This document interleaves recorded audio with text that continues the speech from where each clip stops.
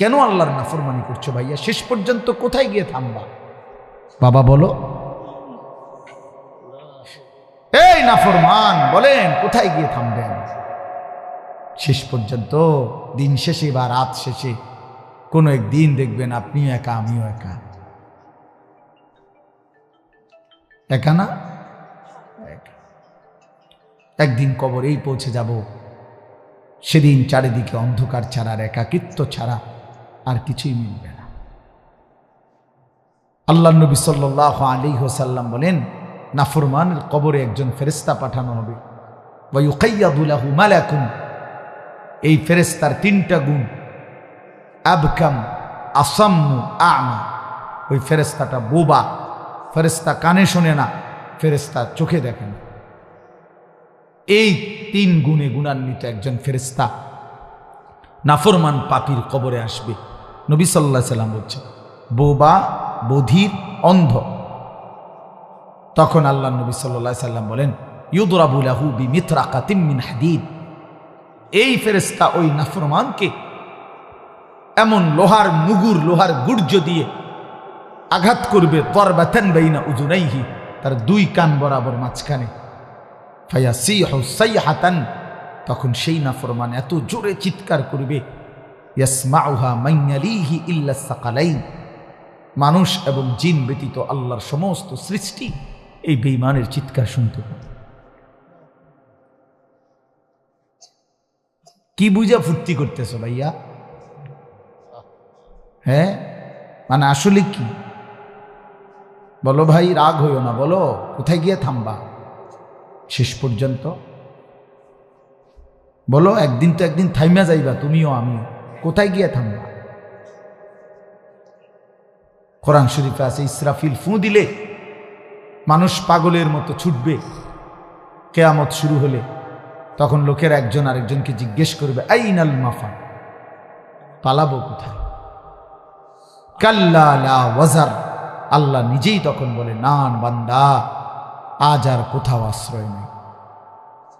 ইলা রাব্বিকা ইয়াউমা ইদিনিল মুস্তাকার, সেদিন ঠিকানা, আশ্রয় শুধুই তোমার রব আল্লাহর নিকট। ইউনাব্বাউল ইনসানু ইয়াউমা ইদিন বিমা কদ্দামা ওয়া আখরা, আর সেদিন আল্লাহ তোমাকে জানাবে তোমার হায়াত, তুমি বেঁচে থাকতে যা করেছ, তোমার মৃত্যুর পরে তোমার নামেও যা জমা হয়েছে। হ্যাঁ, যে ছেলেটারে তুমি চরিত্রহীন বানাইছো, আল্লাহর কসম, আল্লাহর কসম, ওই যতগুলো গুনাহ করছে নাফরমান, মনে রাখিস তোর আমল নামা তো লেখা হবে। কারে বিড়ি খানা শিখাইছ তো মনে রাখো, ওইতে তোমার মরার পরও যখন বিড়ি খাবে তোমার আমল নামার মধ্যে বিড়ির গুনাহ আসবে। কারে জুয়া খেলা শিখাইছ, কারে মদ খানা শিখাইছ, নেশা, কারে নারীর ফান্দে ফাঁসাইয়া দিছ, হ্যাঁ, তার গুনাহগুলোও তোমার আমল নামায় জমা। আবার যে কাউকে আল্লাহর দিকে ডাকছে, কোরআনের দিকে ডাকছে, নামাজের দিকে ডাকছে, আখিরাতের দিকে ডাকছে, সেই ডাকেও যারা ফিরে আসছে, ইনশাআল্লাহ আল্লাহর কসম, ওই মানুষগুলোর সমস্ত বন্দিগির সওয়াব ওই আহ্বানকারীর আমল নামাতেও জমা হইতে থাকে। হ্যাঁ, ইউনাব্বাউল ইনসানু ইয়াউমা ইদিন বিমা কদ্দামা ওয়া আখরা, আলিমাত নাফসুম মা কদ্দামাত ওয়া আখরা ওয়া নাকতুবু মা কদ্দামু ওয়া আথারাহুম। এসব একই অর্থ, সব এক কথা। এজন্য আজকে আমরা নিয়ত করি, রাত গভীরে, সময় খুব লম্বা করার দরকার নাই ভাইয়া, আমি সবার কাছে অনুরোধ করি, গুনার রাস্তা ছেড়ে দিই, আমিও আপনি, বলেন ইনশাআল্লাহ। নিজেরে বাপ কষ্ট করলেন বউ বাচ্চার লাগা, কিন্তু শেষ বয়সে এই যে একটা কথা কইলাম, যে একটা টেলিভিশন, একটা নাচ গান, একটা গুনার জন্য স্বীকৃতি দিয়া আপনি দায়ুস হইয়া কবরে গেলেন, আমি কেমনে জান্নাতে যাইবেন? জীবনটাও কষ্ট করলেন, কবরেও কষ্ট পাইবেন, লাভ হলো কি বা? হ্যাঁ, সংসারের যিনি অভিভাবক, এই বেচারা সব সময় প্রয়োজনীয় জিনিস কম ভোগ করে, এটা নিয়ম। এই বেচারা লুঙ্গি ছিঁড়া, বেচারার গেঞ্জি ছিঁড়া, বেচারার কাপড় চোপড় সামান্য, ও বউ বাচ্চা সংসারের সবার প্রয়োজন পূরণ করতে করতে আর থাকে না। তাহলে এখানে তো আমি সারা জীবন কষ্টই করলেন, কষ্ট করে আবার এদের নাফরমানির ব্যবস্থাও করলাম, তো এখানেও কষ্ট পাইলাম, কবরেও কষ্ট পাইলাম, তো কি পাইলাম আমি? খাসিরাত, দুনিয়াও বরবাদ হলো, আখিরাতও বরবাদ হলো। ওয়া খাসিরা হুনালিকাল মুবতিলুন। এজন্য বন্ধু চলেন, বাবা বয়স্ক যারা আছেন তাদেরকেও, অভিভাবক যারা, পর্দার আড়ালের যারা মা বোন আছেন তাদেরকেও বলি, এক মায়ের জিম্মাদারি যে কোনো মূল্যে সন্তানকে নামাজি বানানো। বাবার জিম্মাদারি, আপনার জীবনের পরিচয় এটা। আপনি এগুলো শুনাইয়েন না যে ফোলা বিদেশ পাঠাইছি, সার্কি দেওয়াইছি, বিল্ডিং করে দিছি, বাজারে ভিট লইয়া দিছি, আমি নিজে থাকিয়া হুজুর দোহান ঘর করে দিছি। ইডি কোয়েন্ট, ইডি হুদ্দা, ধোকা, ফালতু কথা এগুলো। এগুলো তো দুনিয়াদার বলবে, মোমেন কেন এগুলো বলবে? মোমেন বলবে আমার ছেলে 5 ওয়াক্ত নামাজি, মোমেন বলবে আমার ছেলে বউ পর্দানশীল, আমার মেয়ে পর্দানশীল, আমার নাতি নাতি সব নামাজি। ইমানদার এটা বলবে, ইমানদারের এটা পরিচয়। আমার আব্বা মরবার সময় 25 জন আমার বাবার বংশধর, 5 ভাই 3 বোনের জিভুত মিল্লা, ভাই বোন মিল্লা, আমরা 25 জন আল্লাহর কোরআন পড়তেছিলাম ঘরে। আব্বার শেষ অবস্থা, এই সময় আব্বা ইন্তেকাল করছে। খালাস, মারে বলছি মা কান্দেন না। ফেরেশতা একটু পরে জিজ্ঞাসা করবে, আব্বারে মার রব্বুক, আলী আশরাফ তোমার রব কে? আমার বাবার নাম আশরাফ, যে আমার নামে দেখেন না আশরাফি, তো তোমার রব কে? আমার আব্বা বলবে ফেরেশতা ওই যে উপরে যে 25 জন যার কোরআন পড়ে উনি আমার রব। দেখো গিয়া, আমি না কবরের মাটিতে আসছি, আমার ফ্যামিলি উপরে কোরআন শরীফ পড়তেছে, গিয়ে দেখো আমি রব চিনব না কেন? কি কবে না রব চিনব না কেন? রব চিনেছি বলেই তো পুরা খানদান আল্লাহর কোরআনের জন্য ওয়াকফ করে দিয়েছে। রব চিনব না কেন? আলহামদুলিল্লাহ। তো আল্লাহ তাআলা আপনাদেরকেও আমাদের সকলকে মাফ করে দেন। আমরা সবাই ফিরে আসা উচিত আল্লাহর দিকে। তুবু ইলাল্লাহি জামিআন আইয়ুহাল মুমিনুন লাআল্লাকুম তুফলিহুন। আল্লাহ বলেন আমার ইমানদার বান্দা সকলেই তওবা করে আমি আল্লাহর দিকে ফিরে আসো, তাহলেই একমাত্র সফল হবে, কামিয়াব হবে, জান্নাতি হবে। আনিবু ইলা রাব্বিকুম ওয়া আসলিমু লা, তোমরা সকলেই আল্লাহর দিকে ঝুঁকে পড়ো, আল্লাহর কাছেই নিজেদেরকে আত্মসমর্পণ। আল্লাহ কোরআনে বলছে বহু আয়াত, বহু আয়াত আল্লাহ বলছে বান্দা আমার দিকে ফিরো, আমার দিকে ফিরো, আমার কাছে আসো, আমার কাছেই শান্তি, আমার কাছেই সুখ, আমার কাছেই স্বস্তি, আমার কাছেই নিরাপত্তা। আল্লাহ আমাদেরকে বুঝ দান করেন। কোরআনুল কারীমের 30 নম্বর পারা, 83 নম্বর সূরা, এই সূরার কয়েকটা আয়াত, 5টা আয়াত আমি আপনাদের কাছে তেলাওয়াত করেছি। 22, 23, 24, 25, 26 এই 5টি আয়াত পড়ছি এই মাত্র, এই সামান্য আর একটু এই আয়াতগুলো তরজমা শুনাই, তাইলে ইনশাআল্লাহ আমার কথা শেষ। আল্লাহ আমাদেরকে তৌফিক দান করেন। সূরাটার নাম মুতাফফিফিন, তাতফিফ দুইটাই, তাতফিফ অথবা মুতাফফিফিন এই সূরাটার নাম। 30 নম্বর পারা, 83 নম্বর সূরা। এই সূরাটার অর্থ হইল তাতফিফ বা মুতাফফিফিন, অর্থ হইল ওজনে কম দেওয়া। আরো অর্থ ব্যাপক হলে অর্থ হইল কোনো প্রাপককে তার প্রাপ্য কম দেওয়া। বুঝেন নাই? আমার কাছ থেকে যিনি পাবে সে যে দূর পাওয়ার কথা তাকে তার চাইতে কি দেওয়া কম, এটাই হলো তাতফিফ। এই লোকটাকেই বলা হয় মুতাফফিফ, যে অপরকে কি দেয়? ঠকায়, তার প্রাপ্য দেয় না। কোন আল্লাহ তাআলা কোরআনের এই সূরাতে শুরুতেই বলছে ওয়াইলুল লিল মুতাফফিফিন, এই যে তার প্রাপককে প্রাপ্য কম দেয়, ঠকায়, আল্লাহ বলছে তার জন্য জাহান্নাম, তার জন্য জাহান্নাম। এজন্য এই বাজারের ব্যবসায়ী ভাই যদি কেউ থাকেন, কাস্টমার ঠকায়েন না। আসমানওয়ালা জাহান্নামের হুমকি দিছে। ওয়াইলুল লিল মুতাফফিফিন আল্লাযীনা ইযা তালু আলান নাসি ইস্তাওফুন। আল্লাহ বলে কেমন নাফরমান শোনো, যখন নিজে মানুষ থেকে নেয় কারো কাছ থেকে তখন পূর্ণ নেয়। ওয়া ইযা কালুহুম আও ওয়াজানুহুম ইউখসিরুন, যখন অন্যকে দেয় তখন কমায়।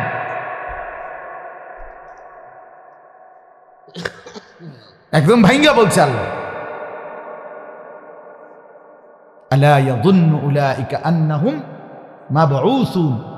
আল্লাহ বলে এরা কি ভাবে না যাদেরকে হাসরের ময়দানে উঠানো হবে? কেমনে বলে আল্লাহ ডাইরেক্ট, এই নাফরমান তুই কি বুঝছ না তুই যে হাসরের ময়দানে উঠবি? কামটা কি করলি? কেমনে মানুষকে ঠকাইলি? কেমনে অন্যের উপরে জুলুম করলি?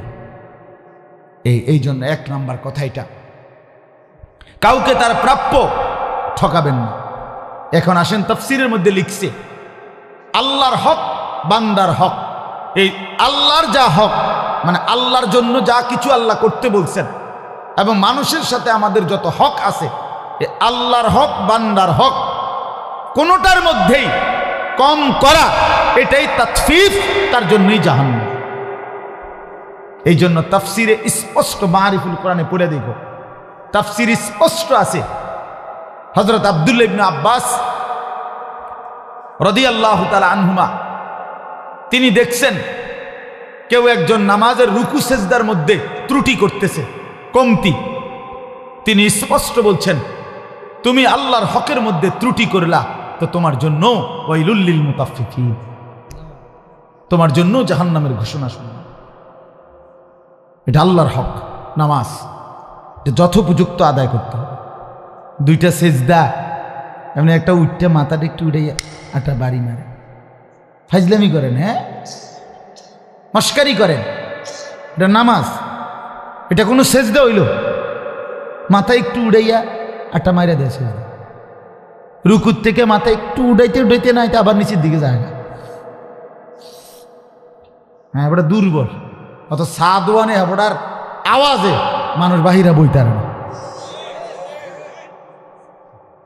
হ্যাঁ একবার কুদ্দা ওড়ে, কিন্তু এখানে কোথায় নামাজের বেলায় আসে, এখানে এসে কমায় কেন?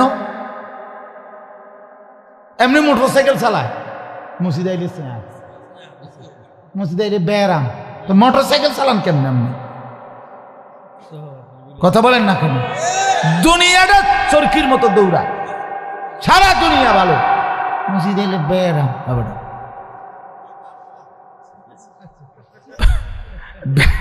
ব্যারাম দর। হ্যাঁ, যে প্রকৃত অসুস্থ কোন মুফতি সাহেব থেকে ফতোয়া নিছে তাহলে সে ব্যবহার করুক চেয়ার, কিন্তু কোনো ডাক্তারের মতে না, নিজের মতে না।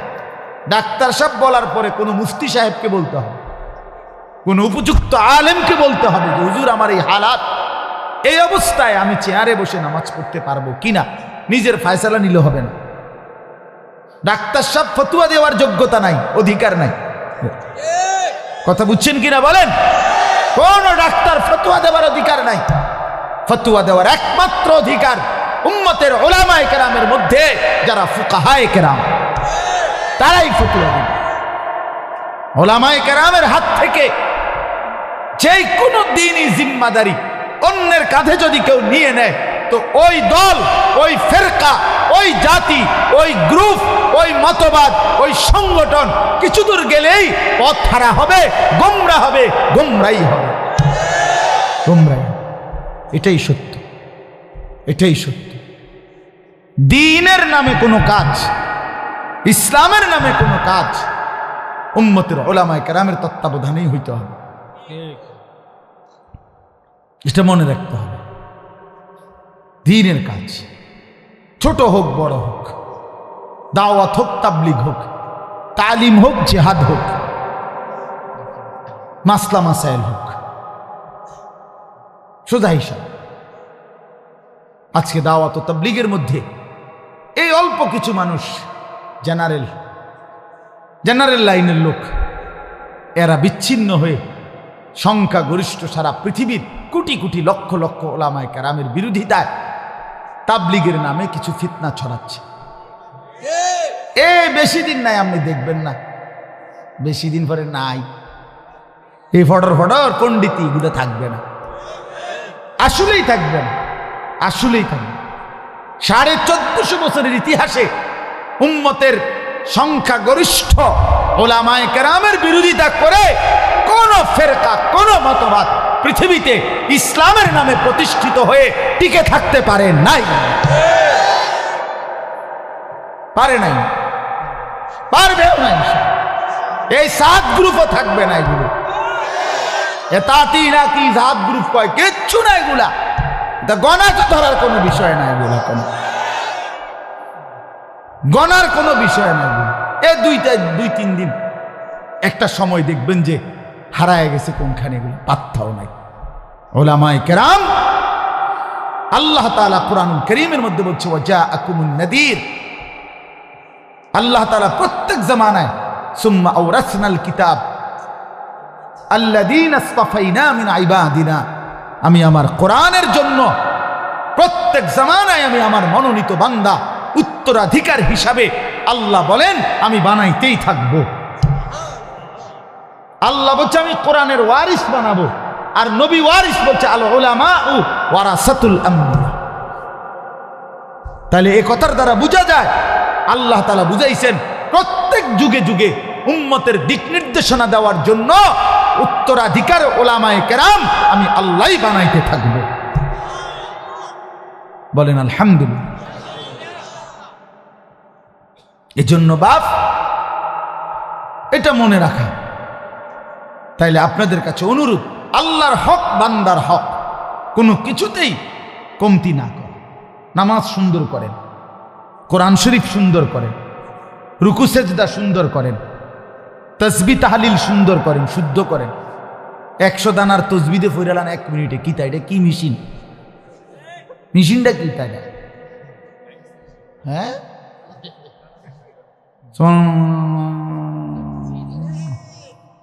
আলহামদুলিল্লাহ কিতা এডি কিতা? হ্যাঁ, কি মেশিন এটা? তামাশা ভাইয়া, এটা তামাশা। তাসবিহ পড়তে হবে রাসূলুল্লাহ সাল্লাল্লাহু আলাইহি ওয়াসাল্লামের সুন্নাত মোতাবেক। আর নবীজি প্রত্যেক তাসবিহ আলাদা আলাদা পড়তেন, এক নিঃশ্বাসে পড়তেন। সুবহানাল্লাহ সুবহানাল্লাহ সুবহানাল্লাহ সুবহানাল্লাহ, আলহামদুলিল্লাহ আলহামদুলিল্লাহ আলহামদুলিল্লাহ, আল্লাহু আকবার আল্লাহু আকবার আল্লাহু আকবার, লা ইলাহা ইল্লাল্লাহ লা ইলাহা ইল্লাল্লাহ লা ইলাহা ইল্লাল্লাহ, সাল্লাল্লাহু আলাইহি ওয়াসাল্লাম সাল্লাল্লাহু আলাইহি ওয়াসাল্লাম সাল্লাল্লাহু আলাইহি ওয়াসাল্লাম, আস্তাগফিরুল্লাহ ওয়া আতুবু ইলাইহি আস্তাগফিরুল্লাহ ওয়া আতুবু ইলাইহি আস্তাগফিরুল্লাহ ওয়া আতুবু ইলাইহি। পড়েন তো সুবহানাল্লাহ আলহামদুলিল্লাহ আল্লাহু আকবার, লা ইলাহা ইল্লাল্লাহ সাল্লাল্লাহু আলাইহি ওয়াসাল্লাম, আস্তাগফিরুল্লাহ ওয়া আতুবু ইলাইহি, সুবহানাল্লাহ আলহামদুলিল্লাহ আল্লাহু আকবার, লা ইলাহা ইল্লাল্লাহ সাল্লাল্লাহু আলাইহি ওয়াসাল্লাম, আস্তাগফিরুল্লাহ ওয়া আতুবু ইলাইহি। আচ্ছা, এখন যা আমরা পড়লাম, যেই নাফরমানগুলো পড়ে নাই, মনে রাখবেন এগুলা বোবা, এগুলারে আল্লাহ তাআলা জবান দেয় না। মূল কারণ এই জন্য পড়ে নাই। কেন পড়ে নাই? না না, বোবা, মূলত এদেরকে আল্লাহ জবান দেয় না, এই জন্য পড়ে না। এরা মূলত বোবা, এদের বদনসিব, এরা এদের মালিকের নাম নিতে পারে না। কি পরিমাণ অভিশপ্ত, কি পরিমাণ লানত, চিন্তা করছে। তার মালিকের নামও তার মুখ দিয়া বলে।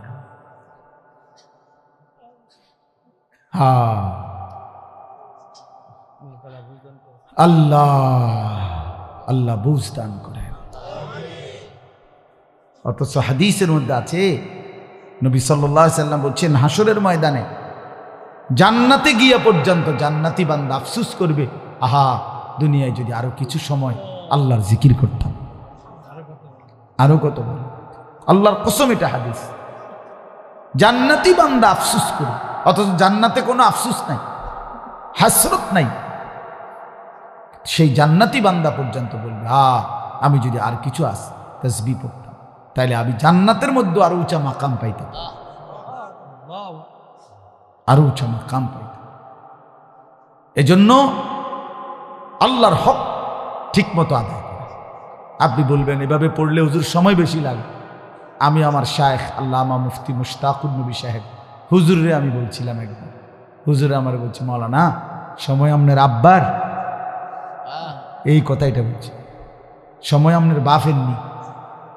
কথা বলেন না কেন? আপনারা বলে সময় আপনার আব্বার সময়, কার? কথা বলেন না, কার সময়? তো যার সময় তার নাম নিলে সেই সময় ব্যয় বেশি হইলে আপনার সমস্যা কেন? তো আল্লাহর দেওয়া সময়, হায়াত আল্লাহ, ঘন্টা মিনিট সেকেন্ড কার দেওয়া? তো তার নাম নিবেন না, তার নাম নিতে সময় নষ্ট হয়, আস্তাগফিরুল্লাহ। তাহলে সময় কামে লাগে কি? আল্লাহর নাম নিলে যদি সময় নষ্ট হয়, তো সময়টা কামে লাগছে কি দিয়া? বন খাইয়া। কথা বলেন, বন খাইলে সময় কামে লাগে নাকি? বিড়ি খাইলে সময় কামে লাগে? তো কি কি খাইলে? ভাতের থালা। সময় কামে লাগে কখন? তাইলে জীবনে এর চাইতে উত্তম সময় আর কোনটা, যে সময় মালিকের নাম নিছে? আল্লাহ আমাদেরকে বুঝার তৌফিক দান করে। তাহলে আল্লাহর হক, ওযু, গোসল, নামাজ, রোজা, হজ, যাকাত, এই সব কিছু যেগুলো, এগুলো সঠিকভাবে আদায় করে। ইসলামে একটা গুরুত্বপূর্ণ বিষয় বাপ, এক হলো আল্লাহর জন্য করা, আর এক হলো বিশুদ্ধভাবে করা। উভয়টা মিললে জান্নাত। করছেন আল্লাহর জন্য কিন্তু ভুল, কথা বোঝেন নাই, হবে না। করছেন সঠিক কিন্তু আল্লাহর জন্য না, মানুষের দেখানোর জন্য, তাইলেও হবে। দুইটা ঠিক হইতে হবে, বাহ্যিকভাবে সহি হইতে হবে, বিশুদ্ধ, আর আভ্যন্তরীণভাবে ইখলাসওয়ালা, আল্লাহর জন্য হইতে হবে। দিলে থাকবে আল্লাহর জন্য, সারা অঙ্গে থাকবে নবীজির তরিকা মতো বিশুদ্ধ। আপনি যদি আপনার মতোই কোরআন শরীফ আজীবন করেন, তো নবীজি কেন আসলো? কথা বলেন না কেন? নবী কেন আসলো? তাইলে 30 পারা কোরআন এক নবীর উপরে আল্লাহ কেন নাজিল করলেন? তিনি কেন শুনাইলেন? এটা তো প্রত্যেকের এক কপি করে দিয়ে দিলেই সার্থ, যে তোমাগোটা তোমরা পড়ে নিও, যার যেমনি সুবিধা হয়। বলেন না, রাসূলুল্লাহ সাল্লাল্লাহু আলাইহি সাল্লামের উপরে নাজিল করার তাহলে কোনো কারণ নেই? তাইলে আল্লাহ নবী সাল্লাল্লাহু আলাইহি সাল্লামের প্রথম জিম্মাদারি, পৃথিবীতে নবীর প্রথম দায়িত্ব কি ছিল? কোরআনের 4টা আয়াতের মধ্যে আল্লাহ 4 বার এই কথাটা বলছে, যে আমার বন্ধুর প্রথম দায়িত্ব কোরআনুল কারীমের বিশুদ্ধ তেলাওয়াত। কোরআন তেলাওয়াত করে আমার বান্দাদেরকে শোনাবে, শিখাবে। এটা ছিল নবীজি সাল্লাল্লাহু আলাইহি সাল্লামের প্রথম জিম্মাদারি। এই জন্য যার কোরআন শরীফ অশুদ্ধ, নবী পাক সাল্লাল্লাহু আলাইহি সাল্লামের সাথে তার কোনো সম্পর্কই নেই, সম্পর্কই নেই। হ্যাঁ হ্যাঁ, এটা সাফ বললাম। ওরা অশুদ্ধ ব্যক্তি, কোরআন শরীফ অশুদ্ধ, যার আপনার কিসের সম্পর্ক নবীজির সাথে? তার 23 বছরের, আচ্ছা নবী সাল্লাল্লাহু আলাইহি সাল্লামের 23 বছর নবুয়তের জীবন কয় বছর? কোরআন ছাড়া কোন দিন ছিল বলেন ভাই? কোরআনবিহীন কোন দিন? তাইলে তাইলে তিনি কোরআন শুনান নাই, কোরআন পড়েন নাই, কোরআন পড়ান নাই, কোন দিন? তাইলে তাহলে যেই কোরআন তার পুরো 23টা বছর ধরে ছিল, আপনি সেই কোরআনে পড়তে পারেন না, সেই কোরআনের সাথে আপনার সম্পর্ক নাই, সেই কোরআনের তিলাওয়াতই করতে জানেন না, আপনি কিসের নবীর উম্মত? কোন নবীর আশিক আপনি? আপনি না কইতেন পারেন আপনি কিসের আশিক? আশিক মানে এমনি ডোলন হুদা গে, গজলের তালে তালে ডোলা, এর নাম আশিক। 23 বছরের আল্লাহ নবী সাল্লাল্লাহু আলাইহি সাল্লামের এই পুরা জিন্দেগি এর বিনিময়ে শুধু এই বিরিয়ানির ফুটলা আর এক প্লেট খিচুড়ি আর 2টা জিলাপি। হ্যাঁ, এটা ইনসাফ? এটা ইনসাফ? এই পরিমাণ তায়েফে পাথর ঝরাইলেন যিনি, পাথরের আঘাতে সারাটা শরীর যিনি রক্তাক্ত করলেন, পায়ের জুতা মোবারক পায়ের তালুর সাথে লাইগা গেছে জমাট রক্তে। আল্লাহ নবী সাল্লাল্লাহু আলাইহি সাল্লাম পেটের ক্ষুধায়, পেটের মধ্যে কষ্টে পেটে পাথর বাঁধছেন, দান দান শহীদ করা রক্ত ঝরিয়ে উহুদের ময়দানে বেহুশ হয়ে ঘন্টার পর ঘন্টা পড়েছিলেন। ঘরের চুলায় 3 মাস আগুন জ্বলে নাই, রান্না করা খাবার খান নাই 3 মাস টানা। আল্লাহর কসম হাদিস যে নবী তায়েফের পাথরের আঘাতে রক্ত ঝরাইলেন, ক্ষুধার কষ্টে পেটে পাথর বাঁধলেন, সারা রাত উম্মতের জন্য। আম্মা জান আয়েশা বলছে, দিনের পর দিন আমি দেখছি নবী সারা রাত উম্মতের জন্য এশার পরে দাঁড়াইতেন, ফজরের আজান পর্যন্ত চোখের পানি ফেলে কাঁদতেন আর দোয়া করতেন। এত চোখের পানি, এত রক্ত, এত ক্ষুধার কষ্ট বিনিময়ে 1 প্লেট খিচুড়িরা। এই ছিল নবীজির এই 23 বছর। এর বিনিময়ে আমরা এই দিলাম। আমগো দোকানে পাঠে, আমগো ঘরে মাঝে মধ্যে 2-1টা অনুষ্ঠান, এই 20 মিনিট 30 মিনিটের একটা অনুষ্ঠান আর সামান্য একটু খানা দানা, এই খালাস। রাসূলুল্লাহ সাল্লাল্লাহু আলাইহি ওয়াসাল্লাম ইনসাফ করেন ভাই, ধাক্কাধাক্কি না, ধাক্কাধাক্কি না। আল্লাহর কসম আমি ধাক্কাধাক্কির মানুষ না, আমি পছন্দও করি না, আমি কারো অকল্যাণ চাই না। কিন্তু আমার বুঝানোর বিষয়টা হলো, এত বড় মহান নবী, এত বড় শ্রেষ্ঠতম রাসূল, হোসনে ইউসুফ দামে আইসা ইয়াদে বাইদা দারি আচে খুব আহমা দারান তু তনহা দারি। আল্লামা ইকবাল বলছে, ও নবী মুহাম্মদ, 1.25 লক্ষ আম্বিয়ার যত গুণ আছে আপনার মাঝে যদি তালাশ করি, একা বন্ধু সব আপনার মাঝে খুঁজে পাই। এত বড় রাসূল তিনি, 1.25 লক্ষ নবীর সমস্ত সিফাত আল্লাহ তাআলা যার মধ্যে দিয়েছেন। वो खालिकियत में बेमिसाल, ये हुस्न सूरत में बेमिसाल। আল্লাহ যেমন সৃষ্টিকর্তা হিসাবে তুলনাহীন, এই মুহাম্মদ সাল্লাল্লাহু আলাইহি সাল্লাম সৌন্দর্য এবং গুণাবলীতে তুলনাহীন। ইনি সৌন্দর্য অসাধারণ, আভ্যন্তরীণ গুণাবলীতেও অসাধারণ। এত বড় দামি রাসূল, এত বড় শ্রেষ্ঠ নিয়ামত আল্লাহ আমাদেরকে দিয়েছেন। এই বিনিময়ে নবী সাল্লাল্লাহু আলাইহি সাল্লামের প্রতি আমাদের এইটুকু জিম্মাদারি। বলেন বাবা, এটা ইনসাফ? এটা ইনসাফ? মাথার চুল থেকে পায়ের নখ পর্যন্ত সুন্নাতের কোনো নমুনা নাই। ঘরের সামনের রুম থেকে ভিতরের রুম পর্যন্ত সুন্নাতের কোনো নমুনা নাই। জিন্দেগির কোনো জায়গা, কোনো দিন সুন্নাতের নমুনাও নাই। খানার আগে কোন দোয়াটা পড়তে হয় কুদুর এটাও কইতে পারে না। হায় হায় মুসলমান, বাথরুমে ঢুকতে দোয়াটা কি এটাও কুদুর কইতে পারে না। মসজিদে ঢুকতে কোন দোয়াটা পড়তে হয় এটাও জানে না। ঘরে ঢুকতে, ঘর থেকে বের হইতে কোন দোয়াটাও পড়তে হয় উম্মত এটাও জানে না। এই এত 40, 50, 60 বছরে একটা দোয়াও পড়তে পারেন না নবীজির শেখানো। আপনি কেমনে দাঁড়াইবেন নবীর সামনে? ওই বাপ বলেন না, কেমনে দাঁড়াইবেন? ওরে বাবা বলেন না, কেমনে দাঁড়াইবেন? যে মুখে বিড়ি সিগারেট, এই দুর্গন্ধওয়ালা মুখ নিয়ে নবীজির সামনে কেমনে দাঁড়াইবেন? বলেন চাচা, আপনি বলেন কেমনে দাঁড়াবেন? আল্লাহর নবী সাল্লাল্লাহু আলাইহি ওয়াসাল্লাম 1 সেকেন্ডের জন্য দুর্গন্ধ পছন্দ করতেন না। ছিল সুগন্ধিময় ছিল নবী সাল্লাল্লাহু আলাইহি ওয়াসাল্লাম। 24 ঘন্টা যিনি সুগন্ধিময় ছিলেন, মেশকের ঘ্রাণ বের হতো। আল্লাহর নবী সাল্লাল্লাহু আলাইহি ওয়াসাল্লাম কখনোই তিনি দুর্গন্ধ পছন্দ করতেন না রে বাপ।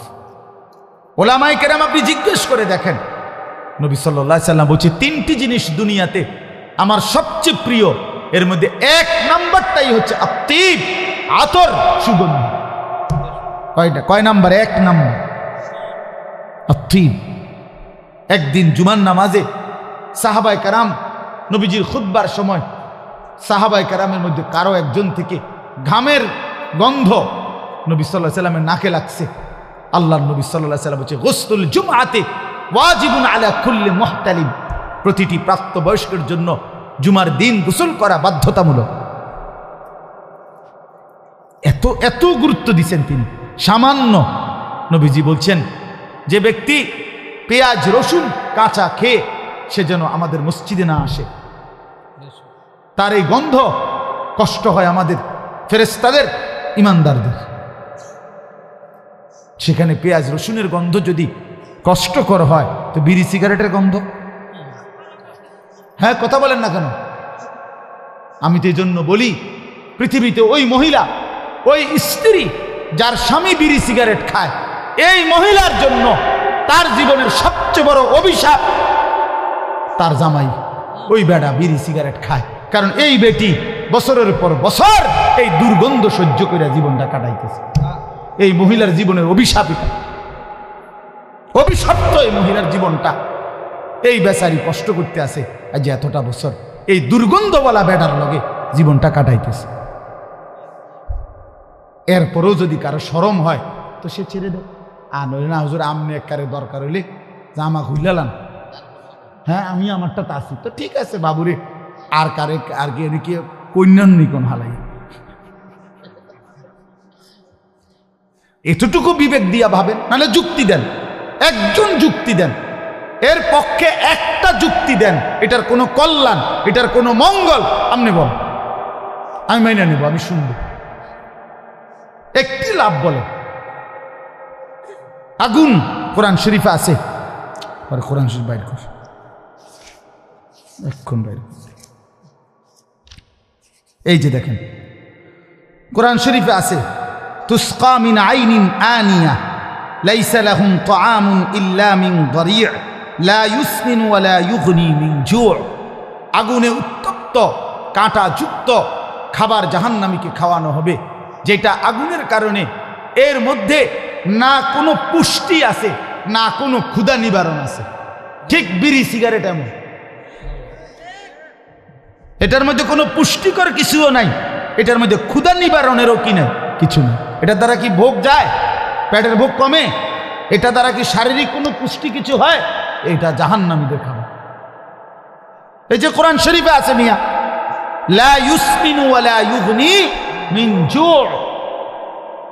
জাহান্নামীকে যে খাবার দেওয়া হবে সেটার মধ্যে কোনো পুষ্টিও নাই, ক্ষুধাও নিবারণ হবে না। আর কি কইতো, কি বাংলা কইতো? আর আল্লাহ আমাদেরকে বুঝ দান করেন, বুঝ দান করেন। নিয়ত করেন ইনশাআল্লাহ যে ইনশাআল্লাহ বিড়ি সিগারেটের এই দুর্গন্ধ ছেড়ে দেব ইনশাআল্লাহ। দেখেন না বলে এতটি কথা শুনলাম, হুজুর আমনের মাইক দাও না, আমনে আম করে এভাবে বেজ্জতি করলেন, আমনে কমপক্ষে একটু সান, আমনের জিদ ওঠেনি, একটা স্যাত উইটা যদি জিদ উঠে, যা বেড়া এতটি কথা শুনলাম, যা খাইলাম না এমন বিড়ি বেড়া। আমি তো চাই এর একটা জিদ উঠুক আমনের শরীরের মধ্যে, ঠিক কিনা বলেন? আমনের শরীরে যদি একটা জিদ উঠে দরকার আমি আর আইতাম না, তো আপনি এইবার ছেড়ে। আপনারা জানেন না আপনাদের এই মাহফিলের জন্য মকবুল ভাই কি পরিমাণ আবদার আমারে করছে বেচারা। আবার যে একটা মাহফিল আমার দিতেই হইব, এই মাহফিল অনেক অনুরোধ করে একটা ডেট মিলানো রীতিমতো যুদ্ধের ব্যাপার। আল্লাহ আপনাদেরকে কবুল করে নেন। আমি আপনাদেরকে ভালোবাসি, এর অর্থ হইল আমনগুলো কন্যাকন্যা লাগছি এমন কিছু না বাপ, ঠিক না? আপনারাই বলেন, কোনো কারো অসন্তুষ্টি, আমি তো ঝগড়া না, মাকসাদ বদলানো। কেন ছেড়ে দিবেন না? কেন? আল্লাহ আমাদেরকে বুঝ দান করেন। তো বলেন, বলতেছিলাম আল্লাহর হক, বান্দার হক কম করা যাবে না। বান্দার হক যা আছে তা আপনার কাছে বান্দার যত হক, আপন বোনের সম্পদ, আপন ফুফুর সম্পদ, আপন ভাইয়ের সম্পদ, আপন স্ত্রীর মোহরের সম্পদ, আপনি সব আদায় করে দেন। আটকায় রাইখেন না বাবা, আটকায় রাইখেন না। ওই মানুষ একেবারে নিকৃষ্ট, মানুষের মধ্যে একদম নিকৃষ্ট খারাপ লোক ওই ব্যক্তি যে আপন জনের হক মাইরা খায়। আপন বোনের সম্পদ যে দিছে না, ওই একেবারে বড় বেশি হারাম কর, বেশি অসিব্য বেটা। এটা আপন বোন, আপন ফুফু, আপন ভাই, আপন ভাতিজা, আপন জন, আপন স্ত্রীর মোহর কয়টা টাকা? একটা মহিলার স্ত্রী মোহর 1 কোটি টাকা বেটা, টাকা হইতো না 1.5 লাখ 1 লাখ, এটা দেয় না, কান্দে কান্দে, আমারে চাও না টিহা চাও, ডাকাত কোথায়, কথা হইল বেটা, বেশরম, কোনো কথা এটা? স্ত্রীর মোহর দিয়ে দেন, বেটির মোহর বেটির দিয়ে দেন। ওয়াআতুন নিসাআ সাদুকাতিহিন্না নিহলা, আল্লাহ বলছে তোমরা তোমাদের স্ত্রীদের মোহর ফরজ মনে করে দিয়ে দাও। সামান্য কয়টা টাকা, কেন তার মোহর আটকায় রাখবে? আল্লাহ আমাদেরকে বুঝ দান করে। হ্যাঁ, ভাই বোনের সম্পদ, ভাইয়ের সম্পদ আটকাবেন না। আমি অনুরোধ করছি, এইটুকু রাস্তা ছেড়ে দিলে, 1 বিঘত জায়গা ছেড়ে দিলে আপন ভাই হয়তো রাস্তা হয়ে যাবে, আপন ভাতিজাই তো, আপন ভাতিজাই তো, দেন টুকু ছেড়ে দেন, অসুবিধা। মনে করেন আমনেরে আল্লাহর জন্য ছেড়ে দেন। দুনিয়া আমার খুলনার হজরত গতকালকে আমাদের মাহফিলে যে ছিল, পরে সকালে আবার বয়ান করছে মাদ্রাসা, আমারে বলছে মৌলানা একটা প্রসঙ্গে কথা উঠছে, মৌলানা আল্লাহর জন্য দুনিয়া একটু ছেড়ে দিলে কিচ্ছু হয় না, আল্লাহর জন্য দুনিয়া ছোট হইলে কিচ্ছু হয় না। হুজুর এটা বল, গতকাল ফজরের পরে নসিহত করছে, আল্লাহর জন্য ছোটই হইলাম। আমরা আলেমুল আমাদেরকে কত সময় কতজন তুচ্ছ তাচ্ছিল্য করে না, তো এই তুচ্ছ তাচ্ছিল্য আল্লাহর জন্য সয়ে নিলাম। একদিন হাসরের ময়দান ইনশাআল্লাহ আল্লাহ তাআলা তার উত্তম বিনিময় ফিরে এখানে আছে। ইন্নাল্লাযীনা আজরামু কানু মিনাল্লাযীনা আমানু ইয়াদহাকুন, আল্লাহ বলে দুনিয়ায় নাফরমান ইমানদারকে দেখে হাসে। ফালিয়াউমাল্লাযীনা আমানু মিনাল কুফফারি ইয়াদহাকুন, আল্লাহ বলে ঠিক তার বদলায় হাসরের ময়দানে ইমানদার নাফরমানকে দেখে হাসবে। কোরআন শরীফের আয়াত, কি জ্বলন্ত আয়াত কোরআন। আজ তোরা হাসবেটা, সেদিন আমরা হাসবো ইনশাআল্লাহ। ইনশাআল্লাহ আল্লাহ আমাদের সবাইকে ইমানদার হওয়ার তৌফিক দান করেন। এই জন্য বোনের হক দিয়া দেন। অনেক মানুষ আছেন আপনারা, আপন বোন বাবা মারা যাওয়ার পরে আজও তার সম্পত্তি দেন নাই। বোন দুঃখে দুঃখে কাঁদে, অভিশাপ দেয়, লানত দেয়, দেয় না, দেন। বোনেরে কইছে, বোন বোন যাবে গা, কেন নিবে গা একবারে সুদবোধ করিয়া, হ্যাঁ আর আইতা না, হ্যাঁ আর আইতা না, তাইলে বোন বাগিনা আর আইতা না। হ্যাঁ হ্যাঁ, নিজে বিয়া শাদি করাইতে সারা জীবন কত পয়সা খরচ করলাম। হ্যাঁ অন বুঝি, এইভাবে বুঝি জমি, এই জমি কদ্দুরে লেগা, এইভাবে বুঝি চোখ ফিরাইলা, মানে হেবিডি লেগে রে, এই কদ্দুর জমির লেগে। আর তুই বেটা কি ডাকাইতে সর্দার বাইরে। আমি তো পরিষ্কার বলি, বিশ্বাস করেন, আমার কাছে সবচেয়ে অবাক লাগে এই জালেম এত বড় ডাকাত যে সে বুঝাইতে চায় তার বোনকে যে বোন, আমার গ্রামের সমস্ত মানুষ যদি আমার ঘরে খাইতে হয়, কত মানুষকে আমি কত মেহমানদারি করাই, কেউ এমনি খাইতে পারে, কিন্তু আপন বোন আর বাগিনা বেটা তোমার ঘরে খাইতে হইলে তোমার জমি দিয়া খাইতে হবে। তোমার মতো নিকৃষ্ট জালেম, নিকৃষ্ট রুচিহীন মানুষ আর কেউ হইতে পারে বেটা। আপন বোন খাইতে হইলে তার ঘরে জমি দিয়া খাইতে হইবে। ভাইয়ের ঘরে বোনে খাইতে হইলে জমি দিয়া খাওয়া লাগবে, কিন্তু ভাই মানুষে খাইলে কি কিচ্ছু লাগে না, ঠিক না? তো এটা কেমন, কত বড় ডাকাত, কত বড় ডাকাত। আপন বোনের সম্পত্তি কেন দিলেন না? আমি আলহামদুলিল্লাহ বড় গলায় বলছি, আমি দিছি আমার বোনের সম্পত্তি, 1 সুতা 1 ইঞ্চি, আল্লাহর কসম আলহামদুলিল্লাহ বঞ্চিত করি না। আপনি বোনের নাম্বার নেন, ফোন দিয়েন কালকে, এখন দেই নাম্বার। 3 বোন, বাবার ভিটা, বাবার কিনা ভিটা, বাড়ির ভিটা, বসতের ভিটা, শহরের ভিটা, সবগুলো সমানভাবে বোনদেরকে ইনসাফ শরীয়ত যেভাবে বলছে বন্টন করে দিছি। আলহামদুলিল্লাহ, আল্লাহর কসম আমার বোন অবাক হয়ে গেছে। আরে ভাই তুই কি তারে কস, বাড়ির ভিটা তো শুনছি আজীবন ভাইয়েরা শুধু পায়। আমি অসম্ভব কথা, এটা মিথ্যা কথা। এই সমাজ মিথ্যাই সমাজ বানাইছে, এটা নিয়ম, এই জুলুমের কথা। হাসরের ময়দানে এই বসত বোনকে না দিয়া যে ব্যবহার করছেন, আল্লাহর কসম 7 তবক জমিনের মাটি হাসরের ময়দানে কান্দে তুলে দেওয়া হবে। অপেক্ষা করি। বাড়ির ভিটা বেলে বইনে পায় না, এটা কোন কিতাব বলেন আপনারা, বলেন কোন কিতাব? পাঠাতন, এটা কোন কিতাবে আছে? 1 কেজি লবণ, বাবা কথা দেখে রাত হয়ে যাচ্ছে জন্য আর বাড়াইতে চাচ্ছিলাম না। 1 কেজি নুন, লবণ, মনে করেন বাপ মারা গেছে, 1 কেজি লবণ রাইখা গেছে উনি, কিনছে উনি। এই 1 কেজি লবণে ভাই বোন সবাই অংশীদার। 1 কেজি নুন, এই নুনটাও বোনদেরকে, ভাই বোনকে বুঝাই দিতে হবে। না নিলে তো কোনো কথা, না নিলে তো বলতে হবে, ভাগ করতে হবে। বোঝেন না? আমাদের দেশে তো না নেওয়ার সুরত কি, আগের থেকে বলে ফেলে, কয়টা বোঝেন না যে নিবে গা আর আইটা না, তো এডিনি কথা,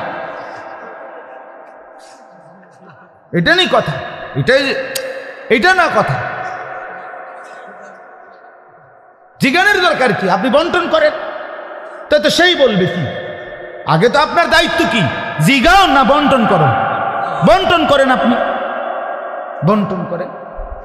আল্লাহ রাসূল সাল্লাল্লাহু আলাইহি ওয়াসাল্লাম স্পষ্ট শরীয়তের বিধান, মৃত ব্যক্তির মৃত্যুর পরে তার প্রথম কাফন দাফনের ব্যবস্থা করার পর তার বৈধ ওসিয়ত পূরণ করা, তার যে ঋণ ওসিয়ত এগুলো পূরণ করা, তারপরে দায়িত্ব হলো তার ওয়ারিসদের মধ্যে সম্পদ বন্টন করা।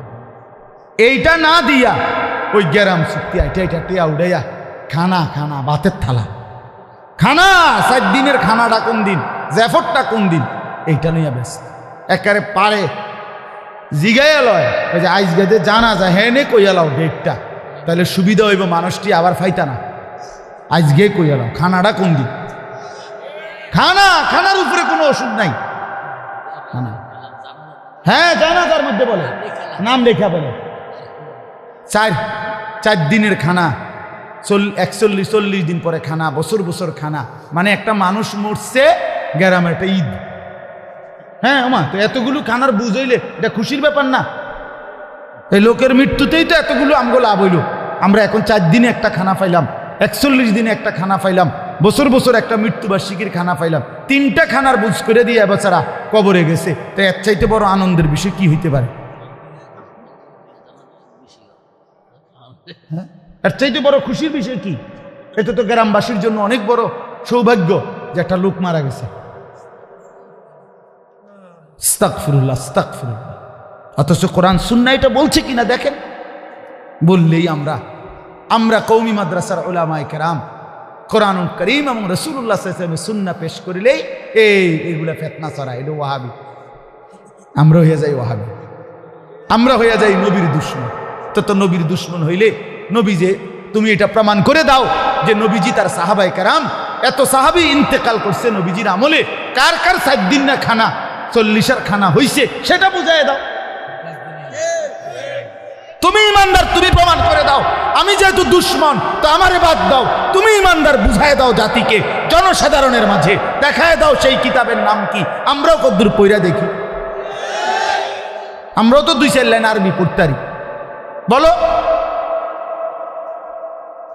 অতএব আমি লম্বা করে ফেললাম। বান্দার হক আদায় করবেন, বলেন ইনশাআল্লাহ। বোনের হক দিয়ে দিবেন, স্ত্রীর হক দিয়ে দিবেন, আপনজনের চাচার, ভাইয়ের, ভাতিজার বঞ্চিত কইরেন না বাপ। শুধু কীর্তে নামনে হুদাউদি এতগুলো মিথ্যা বইলা, দলিলের ফ্যাঁস ফুস লাগাইয়া, সর্দার মাতব্বরের আলগা ফৈসা খাবাইয়া, হয়তো আপনি চালাক দেখা কৌশল করে লাইছেন আর কি, নিছেন গা আর কি। আখেরাত কথা বলেন না কেন? এনে না বাটফারি করলেন, কত বাটফারি করে কিতা নিছেন? জমি 2 গন্ডা 6 শতক, আপনি কি 2টা বাংলাদেশ নিছেন গা? তো এই কদ্দুরের জন্য এত বড় আখেরাত বরবাদ করে দিলেন। একটা তাল গাছের লেগে এতটি মিশা কথা কইলেন, 1 বিঘত জায়গার জন্য এতগুলো বাটফারি করলেন। আস্তাগফিরুল্লাহ, কামটা কি করলেন? এই 1 বিঘত জায়গা দিয়ে করবেন কি? বুখারীর হাদিস, নবী সাল্লাল্লাহু আলাইহি সাল্লাম বলছেন, মান আখাযা শিবরাম মিনাল আরদি যুলমান, যে 1 বিঘত সম্পদ কারো অন্যায়ভাবে নিয়ে নিল, তাওয়াক্কাহুল্লাহু ইয়াউমাল কিয়ামাতি সাবআ আরদিন, 7 তবক জমিনের মাটি কিয়ামতের দিন তার কাঁধে তুলে দেওয়া। কি মনে করছেন এটা ছোটখাটো বিষয়? আল্লাহ আমাদেরকে মাফ করে দেন। তাই এবার আয়াতের তর্জমা শুনেন। আল্লাহ তাআলা এই সূরার মধ্যে 2টা ভাগ করছেন মানুষকে, একটা হলো ফুজ্জার, একটা হলো আবরার। আল্লাহ বলেন আমার বান্দা 2 রকম হয়, এক দল হয় ফুজ্জার মানে নাফরমান, আরেক দল হয় আবরার মানে নেককার।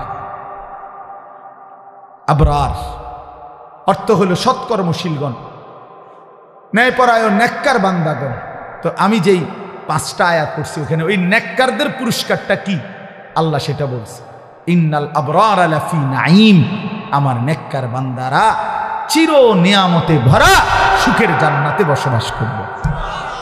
নিয়ামতে ভরা, নিয়ামতে ভরা।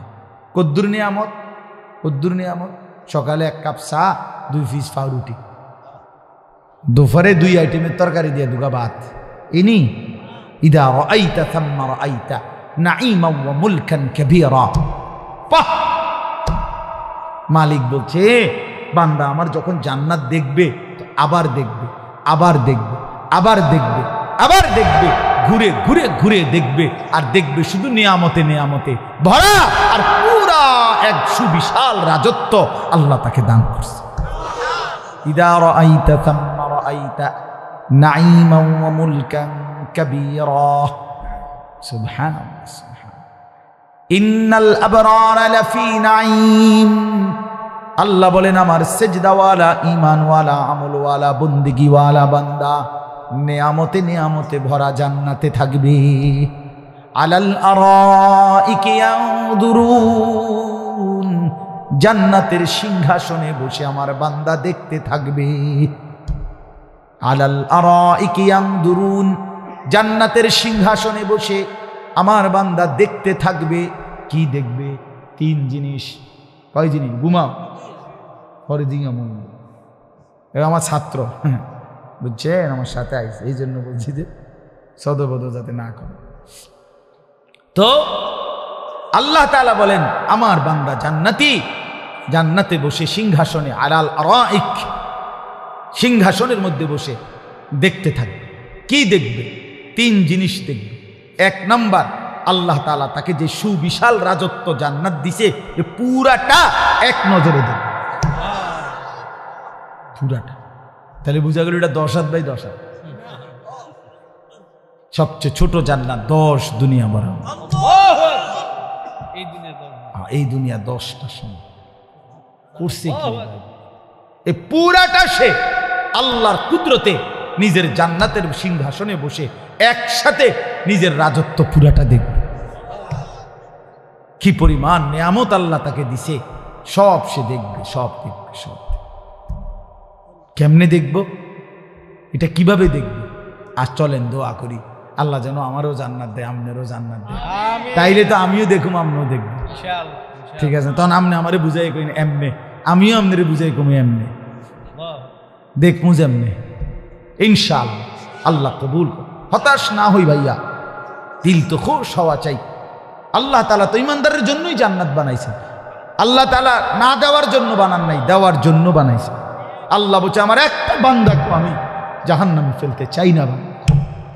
নব্বি ইবাদি আন্নী আনাল গফুরুর রহিম।